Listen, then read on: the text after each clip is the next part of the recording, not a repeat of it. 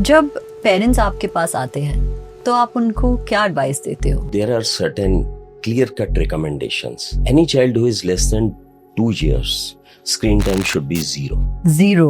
Absolutely 0. And the most important thing, if you really want to cut down the screen time, is Kid is watching the iPad and having their meals. child's relation with the food is disturbed. He can overeat also and become obese. 20, 30, 40 years ago, raising a hand was not very uncommon, Studies have been conducted. The children who have been constantly being beaten up, bashed up, so these type of children, once they grow up, they are fearful. Their view of the world is that it is an insecure, aggressive place. They also beat their children or their wives once they grow up. The best way to discipline, or the best way to punish for that matter, is Bad touch, good touch. What is a appropriate time then to introduce these concepts? my child is sexually abused outside. So there are certain cues I will like to tell. Number one, what the gardener parent do is that they provide support, enthusiasm, praise, and all the tools for the success, and leave the child. Now, what a carpenter parent does is he fixes the frame in a very rigid way.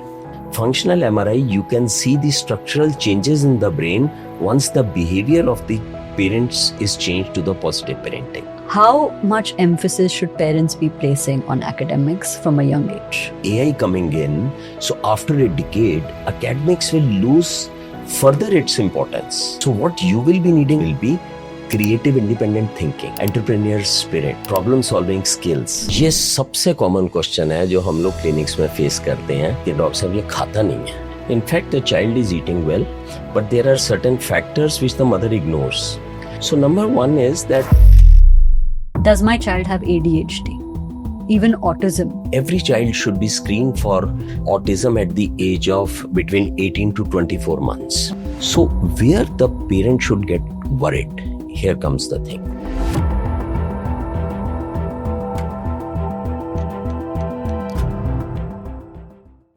Welcome Ravi uncle to humans Bombay. मैं तो आपको Ravi uncle बुलाती हूँ. Thank you so much, Karishma. It is a proud privilege to be here. Yeah. But how many children call you Dr. Uncle? Plenty of them. Plenty. So I've been practicing for more than 3 decades. So lot of children.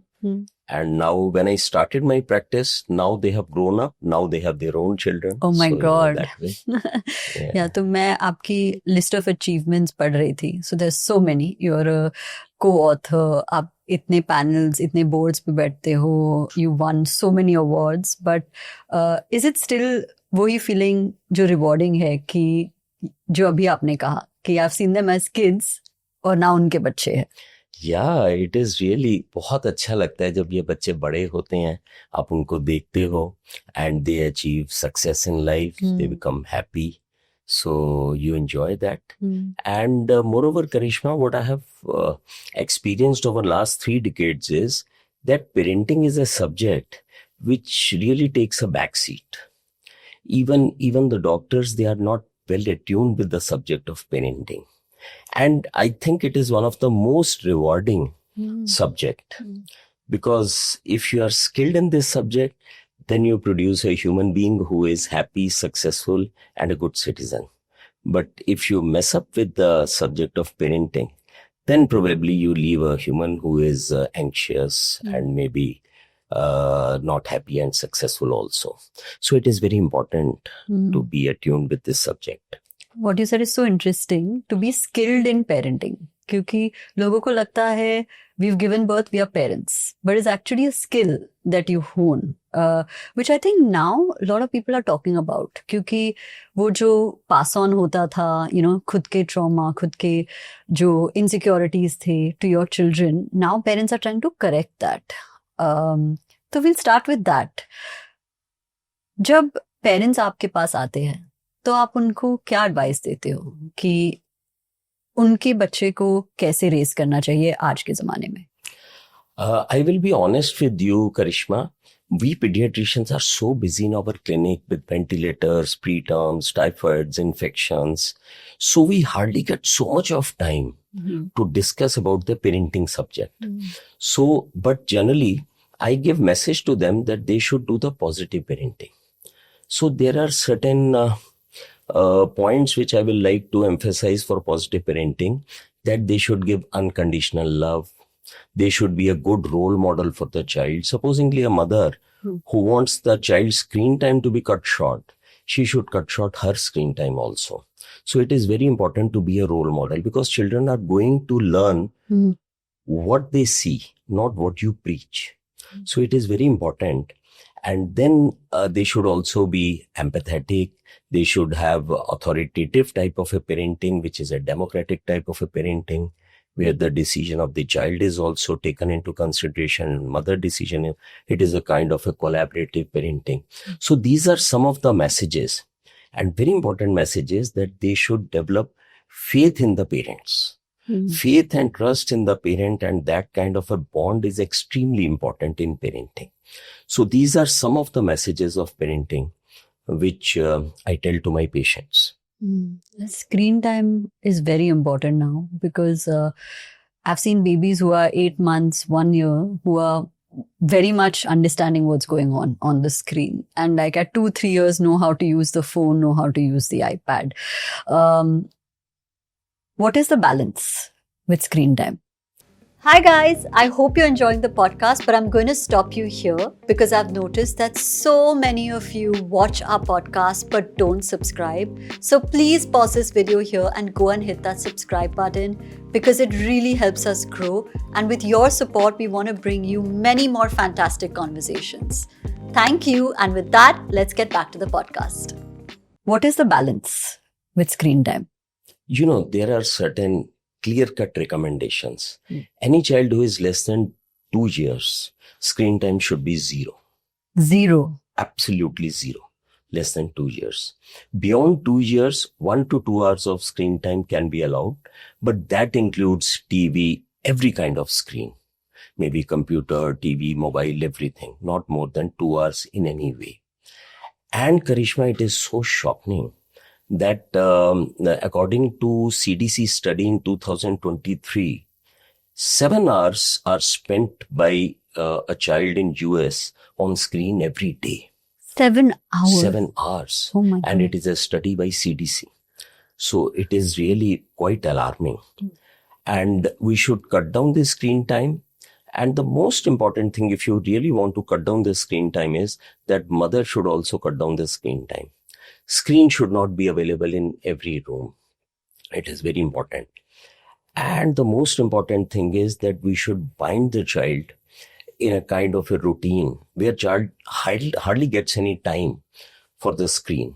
So the day should be bound in the routine, like school time, play time, extracurricular activity time, singing, dancing, blah, blah, blah. So by that, the child will be away from the screen. So it is extremely important. And especially on 2 occasions, there should not be any screen: mealtime and when the child is sleeping.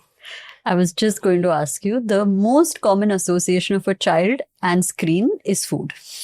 That they will not eat without that iPad being on, or that Peppa Pig, or whatever is going on in the kid universe right now.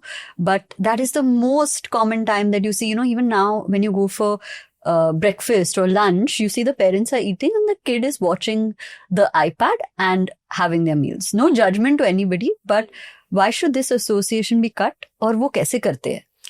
This association should be cut because once we are giving the screen to the child along with the food, number one, the child's relation with the food is disturbed. Child doesn't enjoy the food. Moreover, at times child can overeat also and become obese. The child is seeing the screen and the child is mindlessly, the child is eating. The child can become obese. And obesity is also a very common problem these days. Almost, you can say 1 out of every 4 child is either overweight or obese. So it is also taking an epidemic proportion. So it is extremely important to cut down the screen time during the feeding time. But when you reverse it, right? Supposing, a lot of parents are very fortunate to have help, but there are parents who don't have help. And it almost seems like a easy fix the screen to some parents. So what would you say to them, where they're just trying to get a breather, or they're just like, I don't know what to do, और वो screen के साथ ही चुप रहेगा, तो let me give that. There should be a shared parenting. Parenting is not the subject matter of only the mother. The father should also help in parenting. So 50-50% if we divide, then we can increase the time spent by the parent with the child.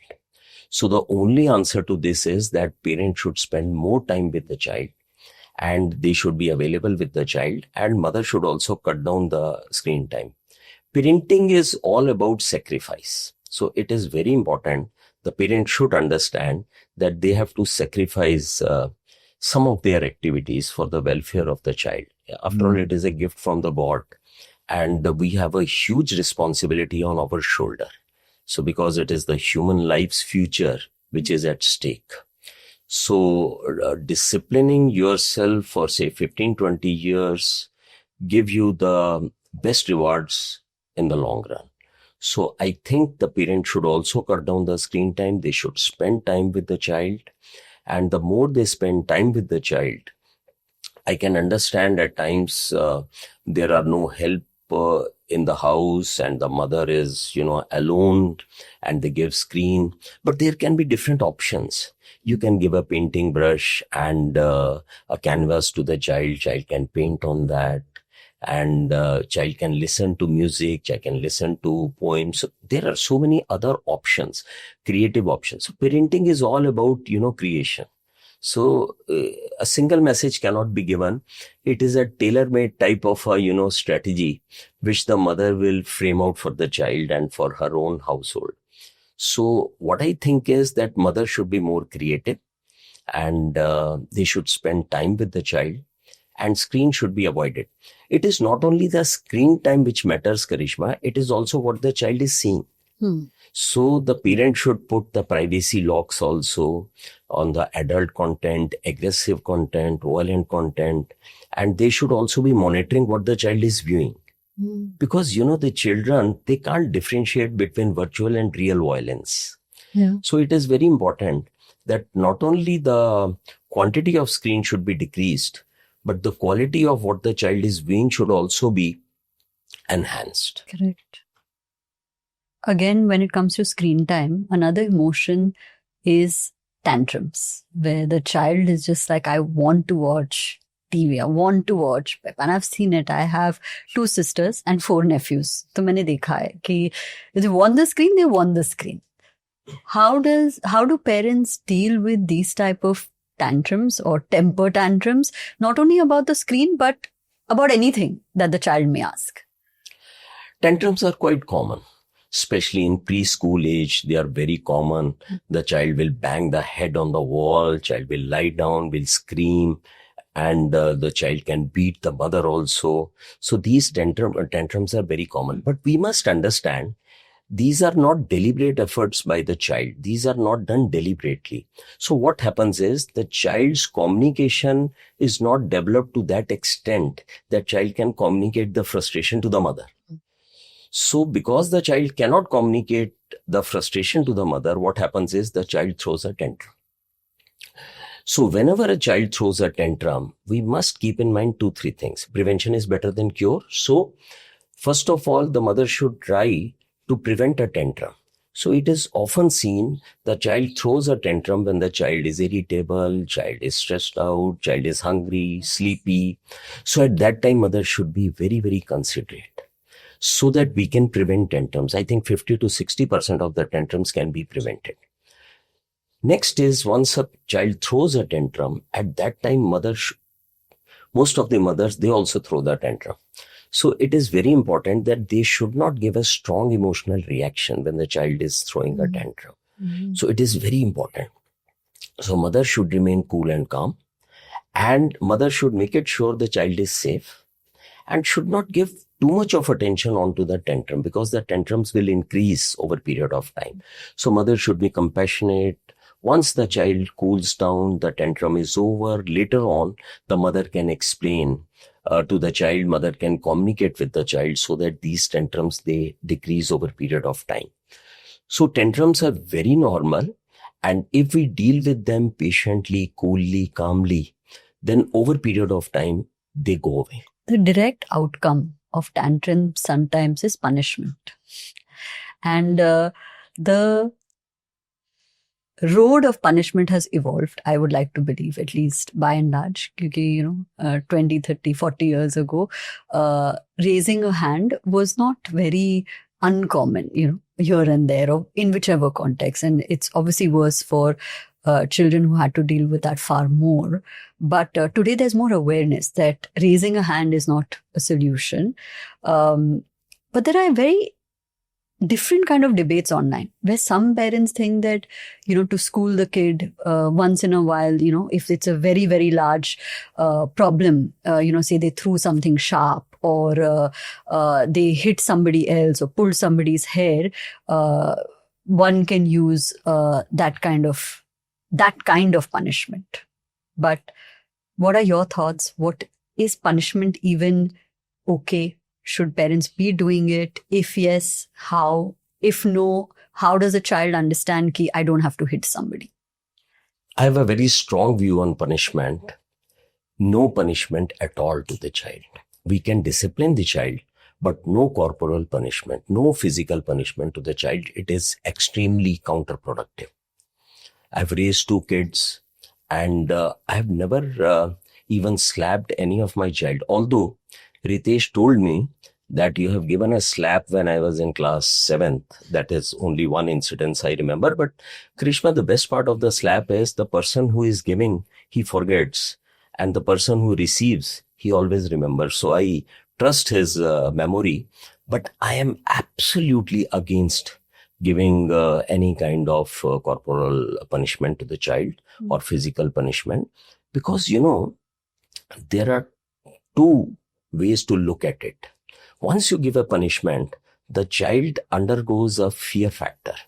So if it has been seen and studies have been conducted, the children who have been constantly being beaten up or brushed up, so these type of children, once they grow up, they are fearful. Their view of the world is that it is an insecure, aggressive place. And their esteem goes down. They have less confidence. So this is one set of the humans, those who evolve with punishment.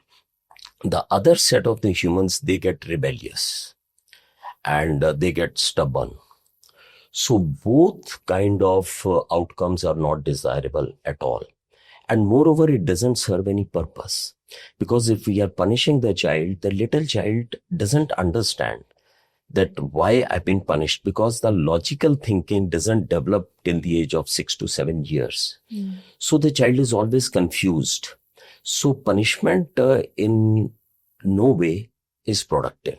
And it has been seen the children who are punished or beaten in the childhood, they also beat their children or their wives once they grow up. So a kind of aggressive atmosphere, the family dynamics, it changes. So a kind of aggressive atmosphere prevails in the house, which is not at all good, neither for parenting nor for interpersonal relation between husband and wife. So punishment is so the age-old saying that spare the rod and spoil the child is absolutely wrong. So how does one go to correct a child in extreme situations? So I will put it this way, that even if you want to discipline the child, I will not use the word punish the child, but if you want to discipline the child, the best way to discipline or the best way to punish for that matter is to withdraw something which the child holds very dear. Like between 6 to 6:30, a child is allowed to see a Cartoon Network. So you be firm that today you will not be seeing the Cartoon Network. So there is nothing to be very aggressive. There is no need to yell at the child. You just say that I'm going to withdraw your evening Cartoon Network time. Or the child is fond of something very, he has some preferences, like he likes a candy or a chocolate, which is given once in a week. You withdraw that. So that is the best way to punish. And for disciplining the child, you don't need punishment, you need communication. Listen to the child and communicate with the child. With communication, listening, and with softer skills, the child will understand also, and there will not be any requirement to punish the child also. How does it move towards adding context or making the child understand about something? Because it can be complicated to teach a child something. Like you said, logic only comes at the age of 6, 7, 8, around that time frame. So very young child, right? 2 years, 3 years, 4 years. How do you go about teaching them about important things? For example, not being violent, or even bad touch, good touch. What is a appropriate time then to introduce these concepts? Even though a child should know good touch, bad touch, much before logical reasoning kicks in, right? To protect himself or to go and tell the parent that this is what happened. So how do you reason with a child of that age group? So as far as good touch, bad touch is concerned, in 2024, a study was conducted by UNICEF. You will be shocked to know, Karishma, that 1 billion children all over the world, this is UNICEF study, they are psychologically, emotionally, or sexually abused when they are children. So 1 billion children. It is a huge number. 1 billion children all over the world. This is a UNICEF study which was conducted in 2024. So psychological, emotional, and sexual abuse is, I will say, it is quite common. And the worst part is the children, they don't come up with this. So the parent should be very sensitive about the cues. Come up with this as in they don't share? They don't share. Okay. They don't share with the parents. They are more scared to share with the parents. So this is the worst part of it. That is why the abuse process continues. So it is very important for the mother to find the cues that my child might be sexually abused outside. So there are certain cues to which the mother should be highly sensitive. Her antenna should be well developed to sense that my child is sexually abused outside. So there are certain cues I will like to tell you. Number one, any child who tries to avoid or who is panicky about going with a particular person in a particular situation at a particular place, be very careful. Secondly, if child is complaining of suddenly child has started bedwetting, thumb sucking has increased, child is getting isolated, child behavior is changing, child is getting more irritable. So one of the reasons could be that maybe child is sexually abused somewhere, or maybe psychologically or emotionally abused. So another problem is, anytime if you find there is any redness or any kind of little injury in any of the private parts, be extremely careful. Immediately consult your pediatrician and be careful. It might be that child is being sexually abused. Sexual abuse is there to the tune of almost 40%, and it is not limited only to the girls. It happens with the boys also. Mm-hmm. So we must understand, and these are some of the signs which the child will give. And if you are hugging the child and child is not feeling comfortable, child is getting irritable by any touch, even with the hug of a parent, even then you should be little suspicious that why the child is. So we need to have a strong sense of, we need to have a strong sense of suspicion to catch hold of that maybe our child is getting sexually abused. So this is a very important topic, and every parent should be aware of it. Have you seen it to one of your patients any of your patients who have come to you? I have come across about 3 decades back. I remember a couple, they both were very senior government officers. They came to me at night. They said that, Dr. Saab, we want to get our child examined. At 10 o'clock, they came to my clinic. This was, I think, about 2.5 to 3 decades back at the start of my practice. So they came and I examined the child. I said, what happened? So those parents were so aware. At that time, there were no CCTV cameras, nothing. But somehow they arranged for a small camera and they had put in the bedroom of the child. And because they both were working, and when they saw the camera, the servant was fiddling with the private parts of the baby. And child was only 2.5 years old. And I appreciated those parents that you are so aware. So that kind of vigilance and that kind of awareness needs to be there with every parent. You need to keep the children secure. You should keep an eye on everybody, whosoever is coming in contact with the child. So it is extremely important. As far as good touch and bad touch is concerned, the right age to start teaching them about good touch and bad touch is between the age of 3 to 4 years. And it should be taught in a very playful manner, non-threatening manner, in a very cool and calm manner. We should teach the child using the language like private parts. So at this stage, we can make them aware of two things. What are the private parts? So private parts are anything which is covered in your swimsuit is private parts. And this includes your cheeks and lips also. So number one, they should have a concept of the private parts.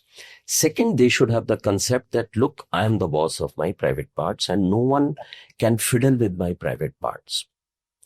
Then at this stage also, we can teach them what is a good touch and what is a bad touch. So good touch is like shaking hands with your friends.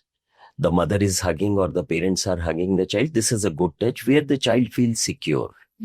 On the other hand, the bad touch is that some stranger is trying to fiddle or to handle your private parts where you are feeling scared, you're not comfortable. So that is a bad touch. So as the child grows at the age of 5 to 7, you can deepen your discussion and you can further tell them about good touch and bad touch, and you can further deepen the conversation because the understanding of the child is also increasing. So it is an extremely important part of parenting. We are not taught about the subject of parenting. So it needs to be. And there are certain strong messages which should go in public. So there are certain very strong messages which we should give. Like, no salt till the age of 1 year and no sugar till the age of 2 years. It is extremely important. Because if the child develops a taste of sugar at a young age of, say, 1 year or 1.5 years, child will not eat nuts, vegetable, fruits. So it is very important. So there are certain messages which we should tell to the public and to the mothers and the fathers that they should be aware of. No walker should be given. You will be surprised to know that between 1990 to 2023, a study has been conducted in US where 230,000 accidents have occurred only because of walker. Yes, in say 33 years, if you see 230,000 accidents, they have occurred because of walker. So walkers are not recommended. And the general myth is that if we don't give walker, the child will not walk, which is a wrong myth. And there are so many myths which are prevalent in our society, which needs to be broken as far as the science of pediatrics and parenting is concerned. Okay. You also said that there's a lot of unawareness about parenting by and large. And it takes time for parents also to understand that this is so important. So if somebody is starting their parenting journey or they're pregnant or just delivered, how do they hone this skill set to become a better parent?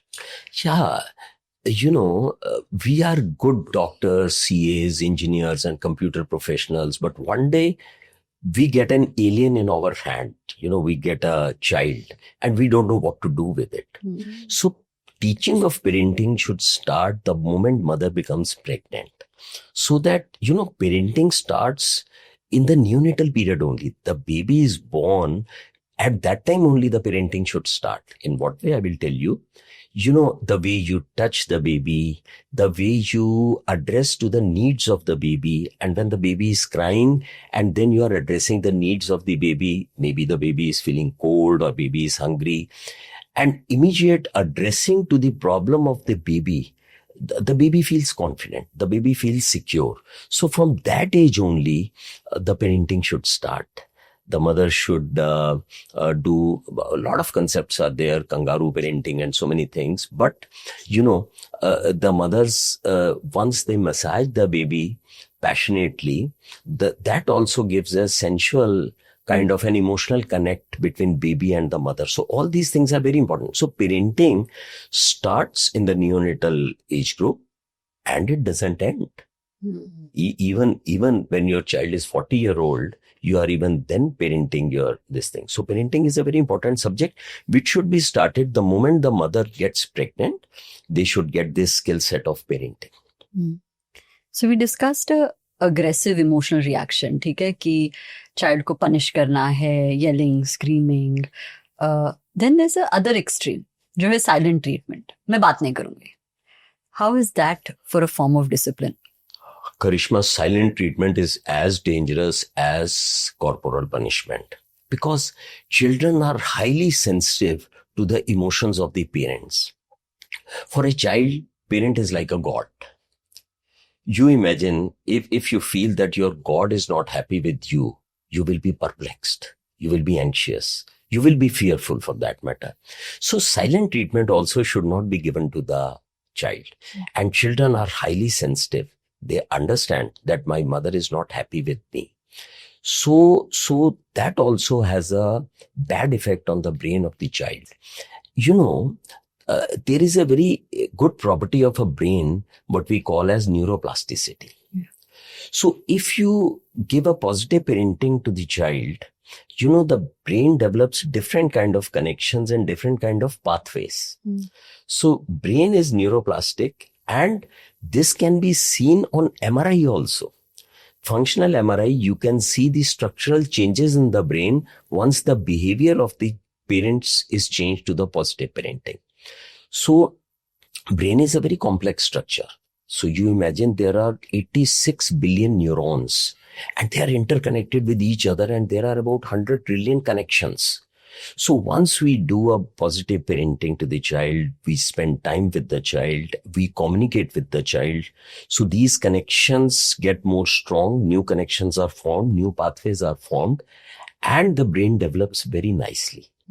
So it is extremely important for us to understand that whatever behavior we are doing, that is going to impact the child, either in the positive way or in the negative way. So now coming to the silent treatment. So if we are giving silent treatment to the child, these type of children, and if parents are giving silent treatment on the regular basis, these type of children, when they grow up, they are not, they are probably more anxious, they are more obsessives, and they feel insecure also.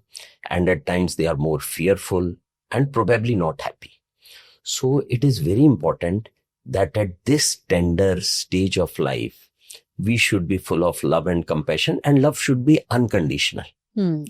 Should be irrespective of what you are achieving or what are your failures or what are your successes. No, it should be an unconditional love which should flow from parents to the child. Fine, we have to make a boundary around the child and there are certain red behaviors which cannot be tolerated. That is agreed. But beyond that, most of the things should be left. Right. What about stress? A lot of parents believe that there should be no stress in a child's life and they should be protected. What is the balance between real world and being protected? And how should parents look at it? Look, Karishma, we should protect our child. That is very important. If any injustice is being done to the child, we should be advocate of our child and we should protect the child. Supposingly someone is bullying our child or some teacher is grossly misbehaving with our child, obviously we should become a polite advocate to our child and we should protect the right of our child. That is one aspect which is agreed upon. But at the same time, with every adversity, the parent should not come forward. There should be kind of a collaborative problem solving. With the child, you should support the child and child should solve the problem on his own. So child should be exposed to graded kind of adversities as appropriate with the age of the child. So graded kind of adversities child should be exposed so that the child learns the skill of problem solving, the skill of decision making. So these children, when they develop into adults, they are confident. They take their own decisions. They know how to solve the problem. So when you said, some kind of adversaries, the parents should not jump in. What are examples of these kind of problems? Small sibling rivalries, small kind of tiffs between the children, small kind of stress on the child in the sense that the child is not doing reasonably well in academics. So these are very small problems which the child faces on day-to-day basis. So here we should give support. We should provide with the tools for achieving a result. But we should not jump over it that we are doing homework on our own. So parents, I've seen the parents, those who are doing the homework for the child, they are overprotective. So overprotection is in fact counterproductive. So the children who have been overprotected from the beginning, to a certain extent, we can overprotect the child. But once the child grows to an adult being, it will be difficult for us also to overprotect. So it is very important that child should learn the skill of protecting himself only. That's not something somebody should be doing for you actively or all the time, because then that's what you get used to. You become dependent in a way. You mentioned academics and pressure of academics, and this is such a widely discussed topic, not only for children, but throughout your life, right? That you want to achieve, you want to excel, and, all kinds of permutation combinations. How much emphasis should parents be placing on academics from a young age? Look, academics is definitely an important aspect of any child. There is no doubt about it. But putting too much emphasis only on academics is not correct. Because, there are different other skills which we should develop in the child. Non-cognitive skills like how to manage your time, financial skills, resilience, decision-making skills, problem-solving skills. So there are many other skills which the child should be empowered with, rather than only following the academics. Now I tell you, Karishma, we had a batch of 180 in our medical school in Maulana Azad Medical College.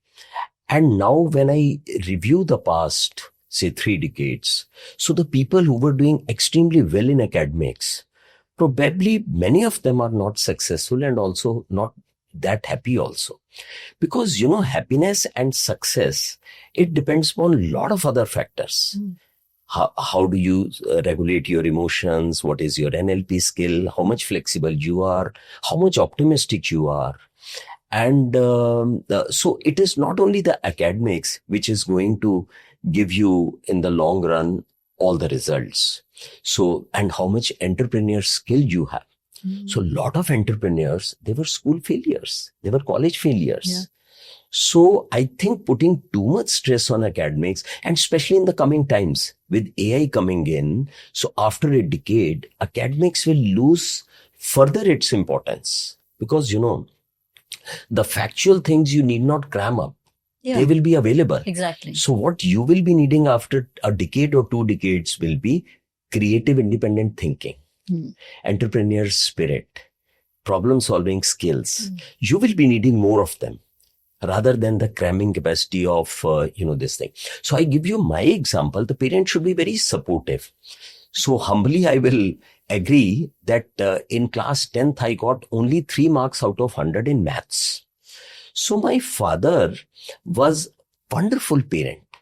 So he was very cool and calm.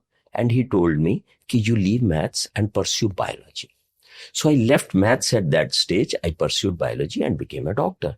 So, we should appreciate the strength of the child. Similarly, my son, we made him a doctor and he never wanted to be a medical practitioner. So we were very supportive.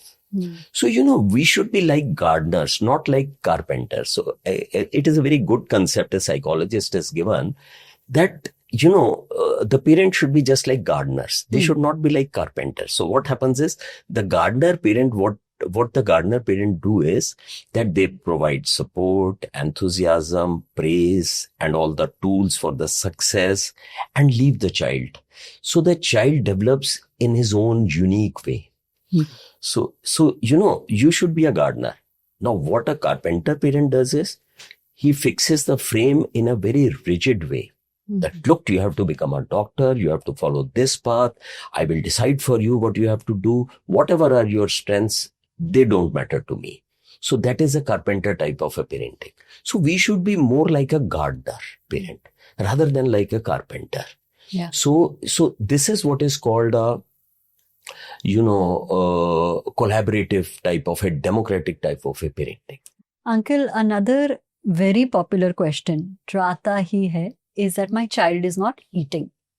So what do you say to those parents जिनको बहुत ही परेशानी रहती है कि मेरा बच्चा खा नहीं रहा है? ये सबसे कॉमन क्वेश्चन है जो हम लोग क्लिनिक्स में फेस करते हैं. ऑलमोस्ट एवरी थर्ड और फोर्थ मदर आस्क के डॉक्टर साहब, ये खाता नहीं है, ये खाता नहीं है, इसका एपिटाइट नहीं है. So we have to carefully evaluate this problem.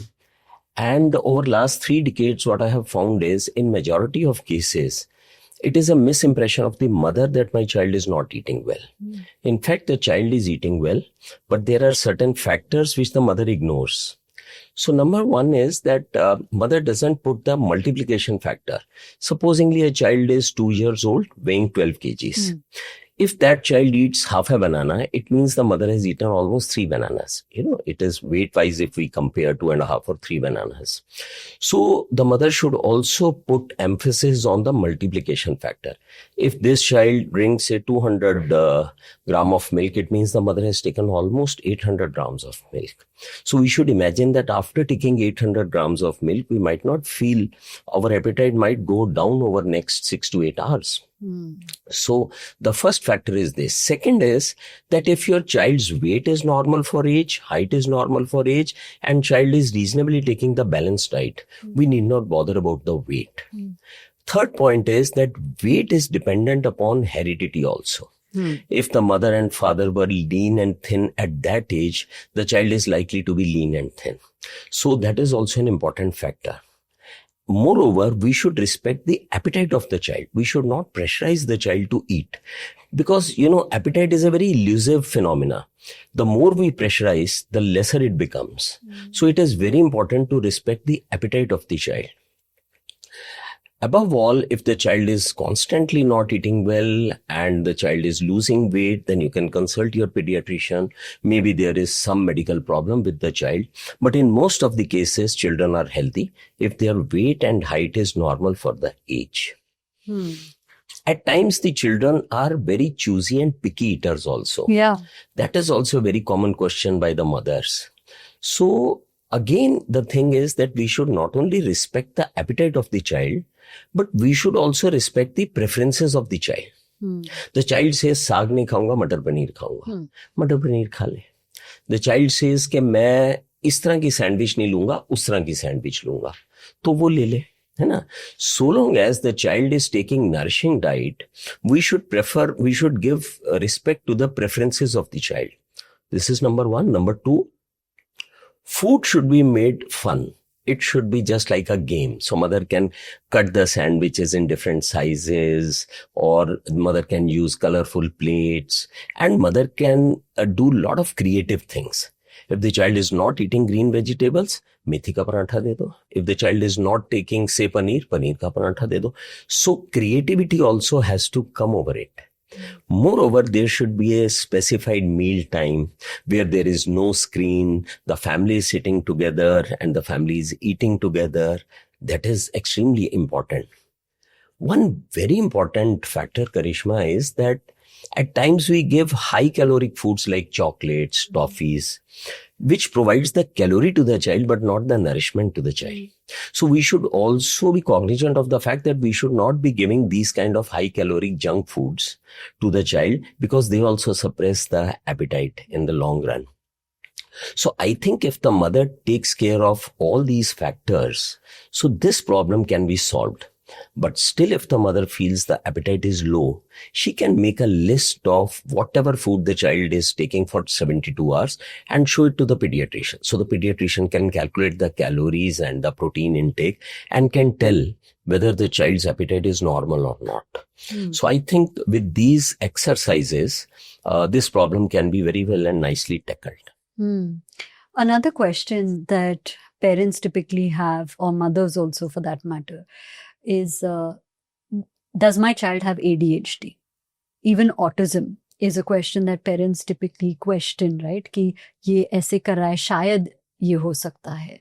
So how do you kind of go about telling parents what is a determining factor कि ये है कि नहीं है?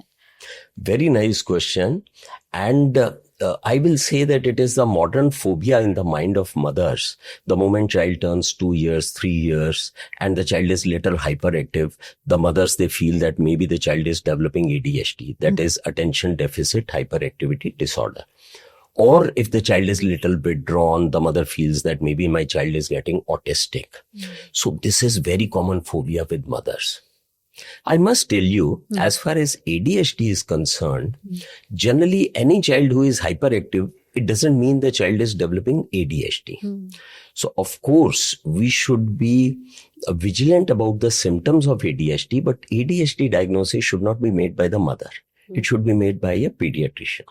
So in ADHD, what happens is the child is always on the move. The child has a lot of energy. The child is very communicative, will ask a lot of questions. In an inattention type of ADHD, the child will do careless mistakes. Child is distractible. If you find these kind of symptoms, then you should report to your pediatrician who can evaluate. Secondly, whenever ADHD or autism is diagnosed, these are treatable conditions. They can be very well controlled. Even medicines are available for ADHD which are effective. So it is not the end of the world if a child is diagnosed with ADHD or autism. Lot of things can be done by behavior therapist, occupational therapist, pediatrician, speech therapist. So a lot of things can be done. The crux is that we should diagnose these children at the earliest, because early intervention is going to affect the outcome of the child.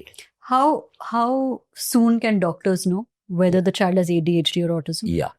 Autism, every child should be screened for autism at the age of between 18 to 24 months. Okay. So that is the earliest time we can see the features of autism. The features are child will not have eye contact, child will have communication problems, child can initiate the conversation, but it is difficult for child to continue with the conversation. Child cannot cannot understand the gestures given by the mother. And generally there is delayed speech also in autistic children. So these are some of the symptoms. And by the age of 18 to 24 months, whenever you are going for a routine vaccination to the pediatrician, the child should be screened for the autism. ADHD diagnosis we don't make before the age of 4 years. Because between 1 to 3 years of age, generally the children are very hyperactive, which over a period of time, these symptoms, they melt down. So this diagnosis is made only after the age of 4 years. But the awareness about both these conditions is very important. One very important thing I will like to point out, generally, if the child has ADHD, parents have guilt that it is probably because of us, we have not done good parenting, or probably we have been fighting together, or blah, blah, blah. That is why the child has got ADHD. This is not correct. So the parental attitudes have nothing much to do with ADHD. So that is also very important. They should not feel guilty about it. There are also a lot of comparison drawn. Okay. Not only just with kids in the classroom, but even within siblings. You see, he's doing so well in physics or math or wherever, right? That there's one who's a responsible child and one who's a naughty child. You know, you get these little names. How healthy or unhealthy is that between siblings? Unhealthy comparison between two children should not be done. It is definitely counterproductive. It undermines the confidence of the child, not only in present, but also in future. So unhealthy comparison should not be done. So to understand that, we must understand that there are 8 kind of intelligences. So some of the children, they have spatial intelligence. So they have clear concept of space. So they should be, say, pilots, architects. Then some of the children have linguistic intelligence. So they have a predominantly linguistic intelligence. So they should be novelists, journalists.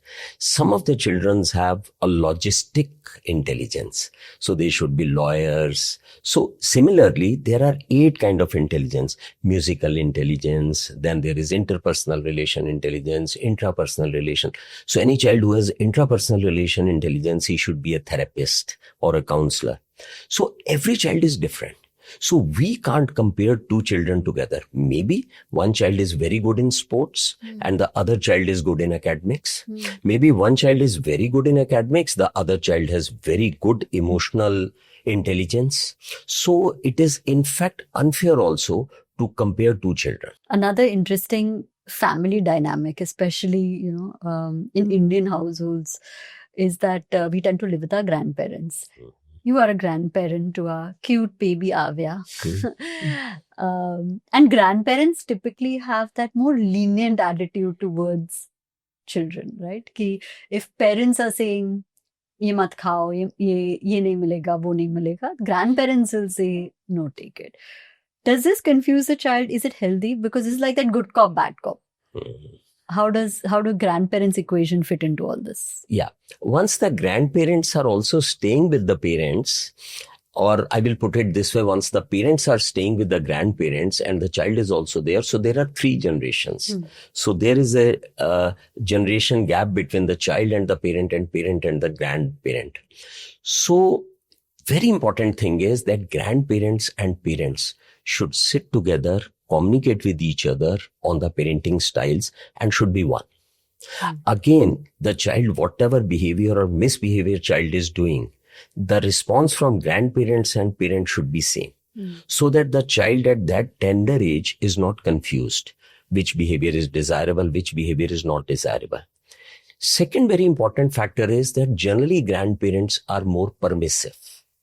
So permissive parenting means that they will give chocolates, they will give toffees, and they will spoil the child as per with the parents, if you see from the parents' point of view. So again, if there is any difference in opinion between the parents and grandparents, that should not be brought in front of the child, because the child will also divide and rule. So they are also very clever. So we have to be very careful that we should not give any opportunity to the child where the child gets confused that which behavior is normal, which is not normal. Moreover, in joint family, there should be consistency. Supposingly, a child breaks a glass. One day we are laughing at the child, and the other day on the same incidents, we are just reprimanding the child. So the behavior has to be consistent among all the adult members of the family. Parents should also tell grandparents what are the latest trends in parenting, how the parenting is changing with the changing cultural dynamics over a period of time. So they should also discuss with the grandparents, and they should also give the evidence-based studies that now the child psychologist says this is good for the child. And there is a difference between old and new parenting. So all these differences should be discussed openly between the grandparents and parents. Of course, parents respectfully should submit to the grandparents that this is the new dynamics which is evolving. Parenting is a subject which is ever changing and ever evolving. And it will keep on evolving till the human beings are there, because the environment is also evolving. So in older times, there was no screen, there was no junk food available. So the things are evolving over a period of time. So it is better to have a dialogue between parents and grandparents, and they should give a consistent behavior to the child. Since I have throughout my life stayed in a joint family with my parents, with my grandparents, and now with my parents, me and my children and their children. So it is very important in family dynamics that in joint family you get a good support system. But we have to be cognizant of the fact that there should not be any kind of divide and rule. कई सारे और measurements होते हैं like weight, height, जो parents काफी closely monitor करते हैं कि मेरा बेटा 2 साल तक हो गया और अभी भी यही height है. Is there something that is a typical, ये जो age, ये जो weight रहनी चाहिए, height रहनी चाहिए, या it's okay, it's relative? So weight and height of a child depends upon heredity, the nutritional status, the physical activity status, and many factors. But this is a very common questions. Generally, the parents, they ask from me, is my child growing well? Weight and height is normal for age? And the developmental milestones are normal or not? So I will give it in a very simple terms. At birth, approximately the Indian weight is 2.8 kgs, or let us put it 3 kgs weight at birth. At 1 year, it is almost 10 kgs. At 6 years, 20, and at 10 years, 30 kgs. So it is a simple formula. It is in a layman term, I am telling you. Although we cannot stick to it because weight depends upon lot many other factors. So plus minus 2 kgs can be in the normal range. So any child at birth who is 3 kgs, at 1 year, he is about between 9 to 10 kgs, at 6 years, 20 kgs, and 10 years, 30 kgs, simple formula. And you can add 2 kgs every year. So that way, there is another formula. If the child is less than 6 years, age into 2 plus 8. It is a very simple formula by which you can calculate the average weight of your child, but plus minus 1 to 2 kgs is always in the normal range. Similarly for height, at birth it is 50, doubles at 4 years it is 100, and at the age of 10 years it is 137. So it is simple thing. So at birth the height is 50, 1 year 75, 4 years 100, and 10 years 137. Again, the formula is age into 6 plus 77 centimeters.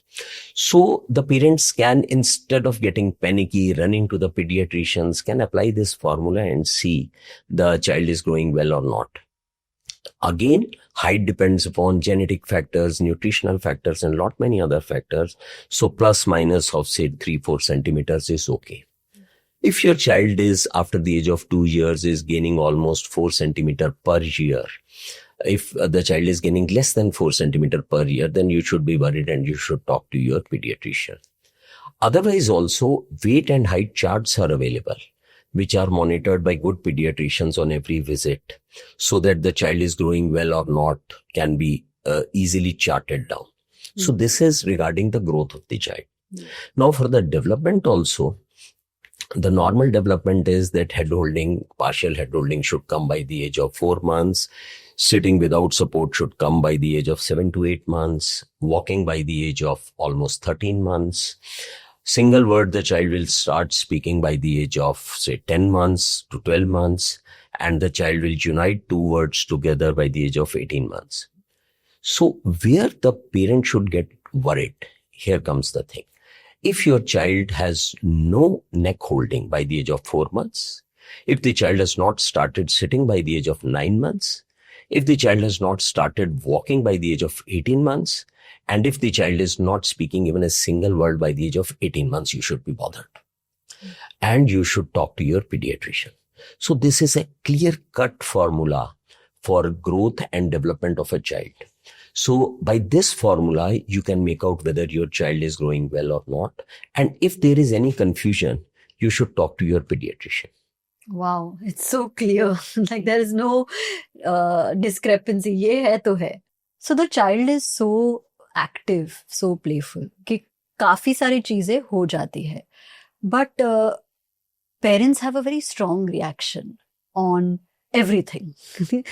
ये glass टूटा reaction हुआ, ये clip नहीं पहनी reaction हुई. तो what is the right kind of reaction that you deserve to give, and where should you withhold and say जो करना है कर लो? Parents को ना, they should choose their battles very carefully. बहुत सारी चीजें होती हैं, छोटी छोटी प्रेफरेंसेस होती हैं, छोटे छोटे इमोशनल रिएक्शंस होते हैं बच्चे के, छोटी छोटी एक्टिविटीज होती हैं. जरूरी नहीं है हम सबके ऊपर स्ट्रॉन्ग रिएक्शन दें. बहुत सारी चीजें हैं, we should just leave them.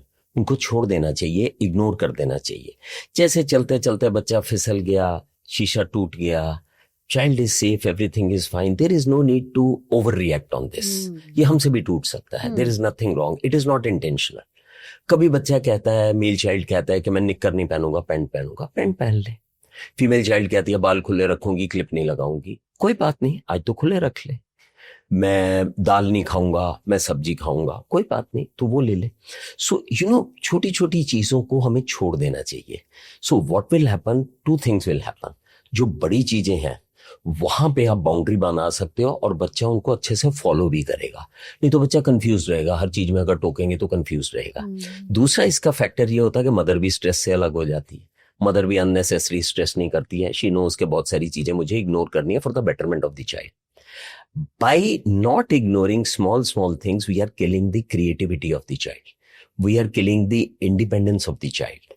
We are killing the decision making capacity of the child. तो अगर हर चीज में हम करेंगे तो बच्चा घबरा जाएगा, उसको समझ ही नहीं आएगा क्या ठीक है क्या नहीं है। So it is extremely important that we should ignore certain things which are not very relevant. आपस में बच्चे खेलते खेलते छोटी मोटी उनकी आपस में बात हो जाती है, वाद विवाद हो जाता है, आप दूर से देखते रहिए। So long as they are not getting aggressive, sibling छोटी छोटी rivalries हो जाती है, इग्नोर कर दीजिए। So these are very important thing. फसी ईटर्स है, तूने खाना खाना है कि नहीं, नहीं खाना, कोई बात नहीं, छोड़ दो।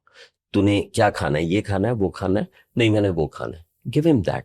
सो बहुत सारी चीजें आपको छोड़नी पड़ेंगी, लेकिन here we must understand what are the red flag situations which we have not to ignore. So these red flag situations are where the child is getting grossly indisciplined. गालियां दे रहा है, तेज बोल रहा है, abusive language use कर रहा है. No, this is not done.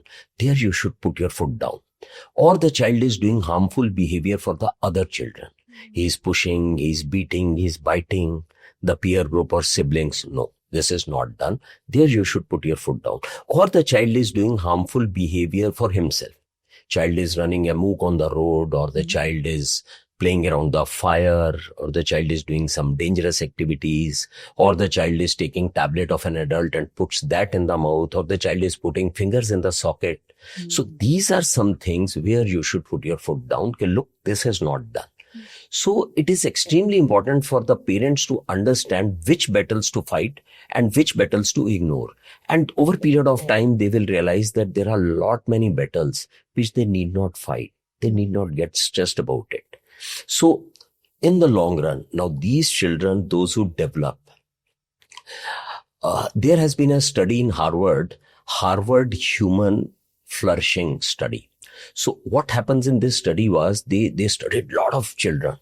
So in the control group, what they did, they imparted positive parenting in these children. And over a period of time, they found that these children, those who were instilled with positive parenting, 21% they were more wealthy.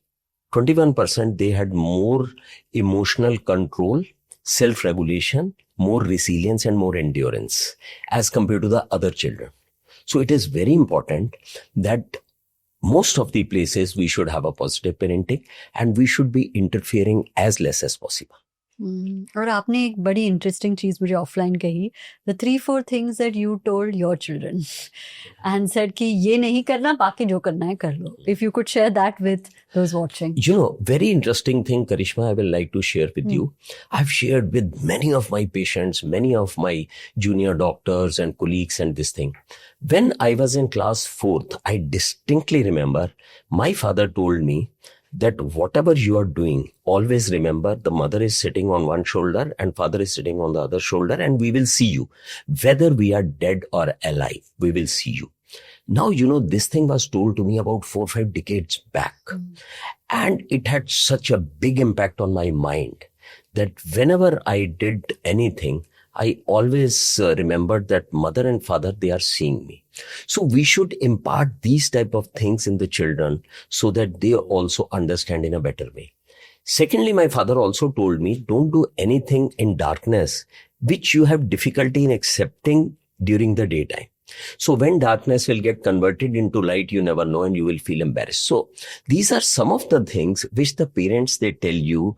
And I think the age-old parenting had a lot of positive points. So this was my experience with my father. Then to my children, I've always been extremely positive in my parenting. So I hardly used to interfere with them. But the only thing I used to interfere was don't do any abusive behavior. Don't enter into unnecessary fights or aggressive behavior. You should be more agreeable than argumentative. So, you know, there was a kind of a boundary which I formed around the children, but that boundary was very small. So it was not like that all the behaviors were included in that boundary.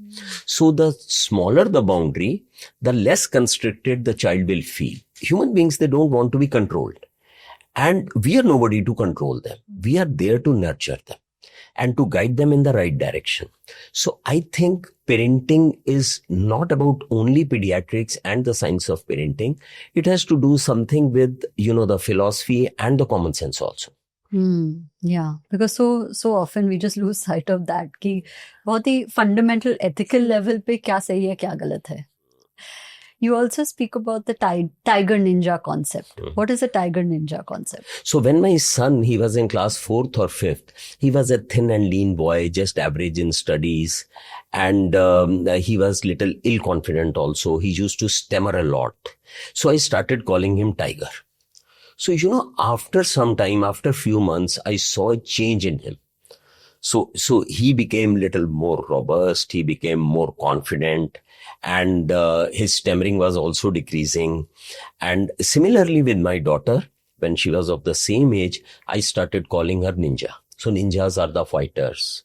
So, with this also, her self-concept also increased. So with these kind of words, so we should, in both letter and spirit, we should raise the confidence of the child. So if we use positive vocabulary with the child, so child slowly imbibes. They slowly they feel that yes, we are fighters, we are ninjas.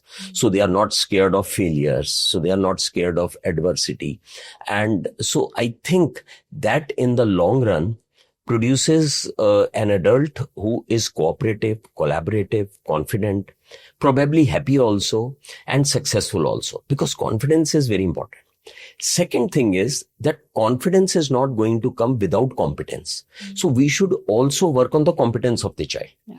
We should work on the skills of the child. Supposing a child is a good singer, so make the child a singer or a musician, and the child should go and perform on the stage. So that will create a kind of confidence. So confidence should also be backed by the competence. So for academics also, solve maths question with the child. Solve the child, work on the difficult concepts with the child.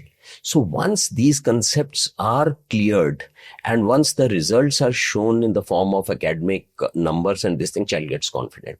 So I think confidence without competence will not work. So we should, on one side, we should give the confidence to the child, and on the other side, we should also work on the skill sets so that the competence also increases.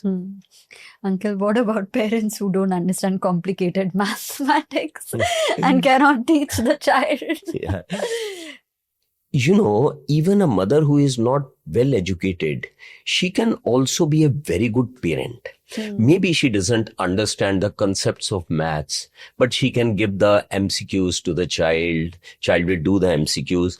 She can sit with the child at night once the child is studying. She can check the paper.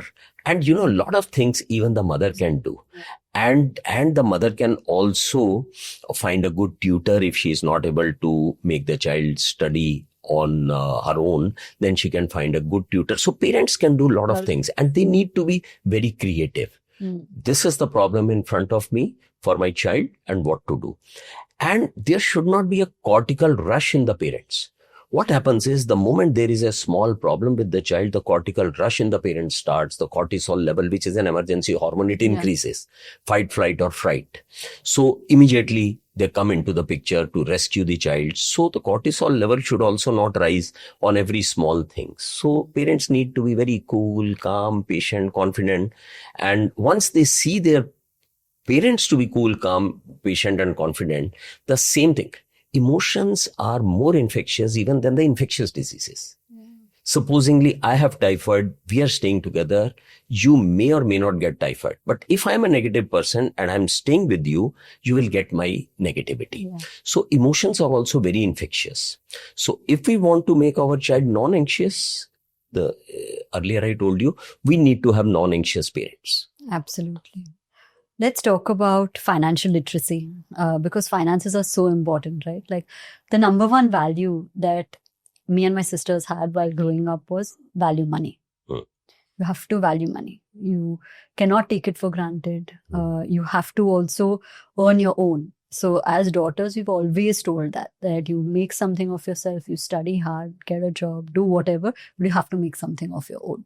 And I think that's something that really has penetrated deep into the subconscious, that, you have to make something of your own. How important and what is the right time for parents to introduce the monetary aspect of the real world to the child?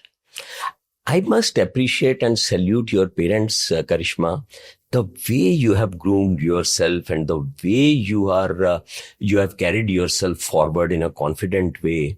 And you are very right that your parents taught you some financial literacy at that stage, and you value the money for it. So it is very important. Now, the basic problem with our Indian families is that we are scared about talking about money to our children. Generally, we don't talk about money in front of our children. Maybe we have some concept that money is evil and it is not the stage to discuss with the child. So there are so many inhibitions among the mind of the parents. So in general families, you would have also observed that financial discussions and financial literacy takes a backseat. 100%. Also, financial transparency. Yeah. I feel like parents are not, they're just not openness ki, we close such a big contract, for example, or I got such a big promotion. वो बातें बहुत ही कम रहती है in an Indian household. Yeah. So two healths are very important, your physical health and your financial health. Whatever we may say, both the healths, they go side by side. Our children should also be financially healthy and they should also be physically healthy. So for financial health, definitely we should teach the financial intelligence from the very beginning, from the inception, when the child's foundation is being laid. At that stage, we should instill the financial intelligence in the child. So we can start talking with small concepts. What is debit? What is credit? What is asset? What is liability? What is need? What is want? What is spending and what is saving? So these small concepts from the beginning, we should start discussing with the child. We can play with coins with the child. The child can have a piggy bank. We can open a small saving account for the child so that child understands. And also we should discuss the small concepts like what is budgeting. We should involve children once they grow up. As per with the age appropriation, we can involve children in our budget of the house. So what is budgeting? What is power of compounding? What is entrepreneur spirit? So all these things should also be told to the child once the children are growing. One thing is very clear, that formal education will give you bread and butter, but informal education will give you cakes and pastries. So informal education is extremely important. And in informal education comes your NLP skills, your self-regulation, problem-solving skills, and your financial skill, of course. And unfortunately, in schools and colleges, we are not taught about this informal education, which is very important. So I think regarding money and finances, we should discuss with transparency. You have rightly said that with transparency, we should discuss with children with transparency and honesty so that they understand that money is also physics. It is momentum. It is reality. So we should earn with ethical means. And, this thing should also be, and there is nothing wrong in earning money with your ethics and with your morality. So there is nothing wrong in that. So if once we imbibe at this stage, so children will become, I think, better human beings. Which brings me to homeschool. A lot of parents have a lot of questions about homeschooling. Of course, there is a social aspect. The child will go to school, study with peers, interact with teachers. There's that interaction and social element. But a lot of parents find that actually homeschooling adds more layers of education, more layers of understanding to the child's life. What is your view on homeschooling? You can supplement some of the homeschooling, but you can't ignore the schools. Once a child goes to the school, child learns a lot of things. A young child who is going to school, he will learn communication skills. He will learn language adaptations. He will learn how to channelize his emotions. He will learn how to collaborate and cooperate with other people. He will learn the team building spirit, leadership skills. So unless the child is interacting with the peer group, that they in nursery, they are, singing the rhymes together, they are painting together, and the children when they grow up. So it is extremely important. We can't ignore the social aspect of a school, because social development is very important and it is an on-job training. So if you really want that your child to have a good NLP skill, good optimistic skill, or good communication skill, the child has to go on job. The child has to go on the ground and meet people with the peer groups. The child needs to interact with them. So I think homeschooling, if certain things are not taught in the school, like informal education, you can teach at home. You can supplement with that. But I think total homeschooling and totally neglecting the school will not be an appropriate thing. So basically a mix of the two. Mix of the two will be better. What about films?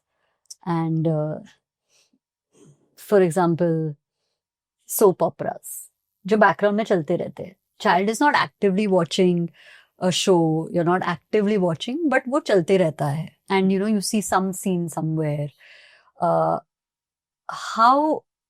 do you know when is the right time to expose children to the real soap operas or the real films? Because till a certain age, so they're watching cartoons or they're watching Peppa Pig or these kind of things, right? So what is the right timing? Look, it is very important to understand that children, they don't understand what is the difference between reality world and the virtual world. So I will give you an example. There had been examples where a child has tied a bed sheet and child has jumped. 8-year-old child has jumped from the roof thinking him to be a Superman because he has seen Superman. These have happened. One case has happened, 8-year-old child in Kanpur. He jumped from the roof of his school. Fortunately, he was saved with some injuries. So he tied a bed sheet and he jumped thinking himself to be a Superman. So we must understand that we should show the age appropriate content to the child, because child doesn't have. The moment we show him the Spider-Man and this thing, so he can visualize that, this is reality and I can also become a Spider-Man or I can also become a Superman. So age appropriate content should be shown to the child, and whatever content we are showing, it should be under supervision of the parents. It is always important that parents should be there to supervise the content. It will be better if the mother sees the whole content before the child visualizes that content. So, and moreover, lot of factors, it depends upon a lot of factors, the emotional maturity of the child, the age of the child, the type of the content. So it is a kind of a tailor-made type of a decision which the parent should take, whether this content should be shown at this age or not. So it is very important to understand that age-appropriate content should be shown, and the parent should use the privacy locks, and there are so many other locks available, and child should not be given the mobile or the laptop unsupervised. It can be very dangerous for the child. Okay. So now that we have spoken for so long and touched on so many different topics, what do you think are the top 5 issues that you can foresee for future generations? Look, for future generation, number one, what I'm foreseeing is the physical health of the future generation. Obesity is taking a toll. And I must tell you, obesity and overweight is not a single disease. It is a spectrum of diseases. So once a child is obese, and we must also understand 80% chances are that an obese child will become an obese adult also. So we have to control obesity at the inception of it.